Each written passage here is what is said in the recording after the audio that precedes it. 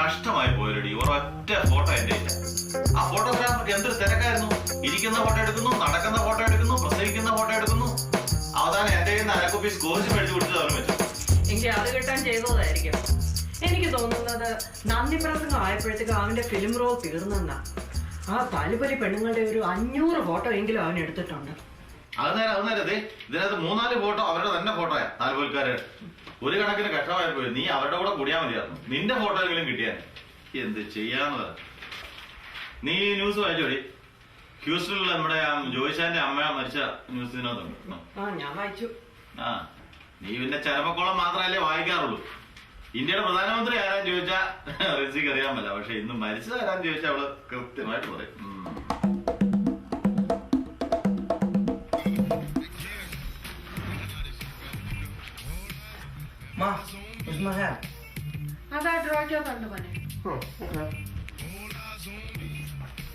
ഞങ്ങടാ നിന്റെ പാലിന്റെ ബക്കിൾസ് പൊട്ടിയോ? കറമ്മന്മാരുടെ കൂട്ടർ പാളപ്പാലും ചെവിപൊട്ടന്മാരുടെ കൂട്ടർ കുന്ത്രാണ്ട് ചെവിയിലും. ഇച്ചിരി കൂടുതലാ. ടിവിയിലൊക്കെ കണ്ട് പഠിക്കുന്നതാന്നേ. നാട്ടിലെ ചവിട്ടുകാർക്ക് ഈ സ്റ്റൈലാ. സൂപ്പർമാന്റെ കൂട്ട് പാലിന്റെ മുകളിൽ അണ്ടർവർ ഇട്ടുകൊണ്ട് നടക്കണം. എന്റെ മനു വന്നേ അത് തിരിഞ്ഞാടാ.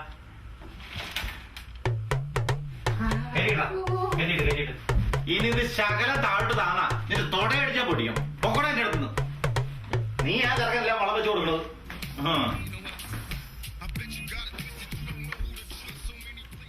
ടിവിയുടെ കാര്യം പറഞ്ഞപ്പോഴാ കഴിഞ്ഞ ദിവസം മോള് ചോദിക്കുക ഡേറ്റിംഗ് എന്ന് വെച്ചാൽ എന്താണ്.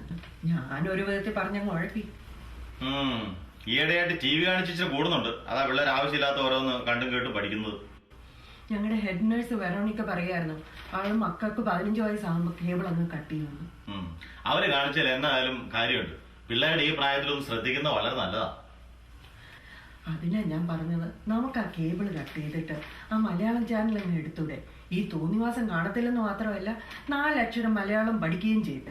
അതിന് കഴിഞ്ഞ മാസം അവന്മാർ വന്ന് നോക്കുകയല്ലേ. ആ പുറയിലത്തെ 2 മരം മുറിച്ചാലേ സിഗ്നൽ കിട്ടുമെന്നല്ലേ അവര് വന്നത്. എന്നാ നിങ്ങൾ ആ മരവും കെട്ടിപ്പിടിച്ചങ്ങിരുന്നു. പിള്ളേരെ പല വഴിയിലും പോണം. പെണ്ണെ കെട്ടിക്കാൻ നേരത്ത് വെട്ടിവെക്കാടി നല്ല കാശ് കിട്ടും. കണ്ട അവരെ നാളെ തന്നെ ഒന്നോ വിളിച്ചേക്കാം. ഇനിയിപ്പോ കേബിളിന്റെ കുറവുകൊണ്ട് പിള്ളേര് നശിച്ചു പോയെന്ന് വേണ്ട.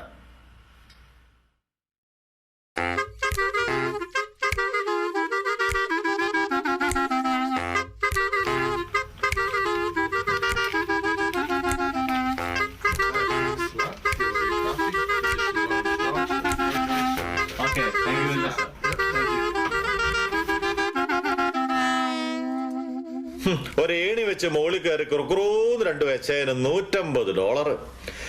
തമ്പുരാനെ, നമ്മുടെ പണി നിർത്തി ഈ പണിക്ക് എങ്ങാനും പോയിരുന്നെങ്കിൽ 10 പുത്തനുണ്ടാക്കാമായിരുന്നു. ആ പോട്ടെ മക്കളെ, വാ നമുക്ക് മലയാളം ചാനൽ കാണാം. മക്കളെ വാ, നമ്മുടെ നാടും നാടിന്റെ കൾച്ചറും ഒന്ന് കാണാം.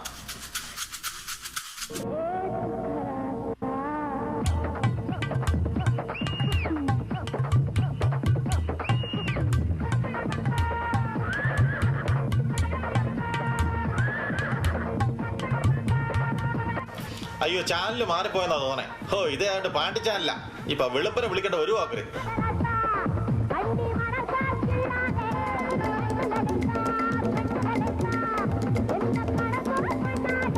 അവിടെ ഞെക്കിയാ മതിയായിരുന്നോ? അതെനിക്കറിയായിരുന്നു. അത് പറഞ്ഞെന്നാ പോരായിരുന്നോ?